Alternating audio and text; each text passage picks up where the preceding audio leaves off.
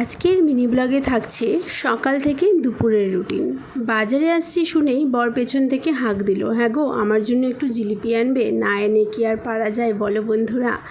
বাজার করে চলে এলাম বাড়িতে। আজকে এনেছি লোটে মাছ, যেটা আমার খুব পছন্দের। বরকে এখানে বলছিলাম একটুখানি হাই হ্যালো করো তো আমার বন্ধুদের, কিছুতেই করো না, সে নখ খুঁড়তেই ব্যস্ত।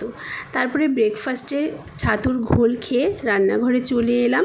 রান্না করতে করতে এদিকে দেখলাম বৃষ্টি নেমেছে, বেশ ভালোই হয়েছে। বৃষ্টিটা নামলো এমন মুহূর্তে যখন বরের অফিস যাওয়ার সময়। বর আর অফিস যেতে পারলো না, বেশ ভালোই হলো, সারাদিনটা একসাথে কাটালাম। রান্নাটা শেষ হতে না হতে দীপ ওদিক দিয়ে বলছে, কি গো আমাকে খেতে দেবে, খুব খিদে পেয়েছে, খেয়ে তারপরে স্নান করতে যাব। আমি ভাবলাম যে চলো তাহলে আমিও খেয়ে নিই, সকালবেলা ছাতু খেয়েছি, খিদে পেয়ে গেছে, এখন বাজে 1টা, তাই বরকেও খেতে দিলাম, আমিও খেলাম।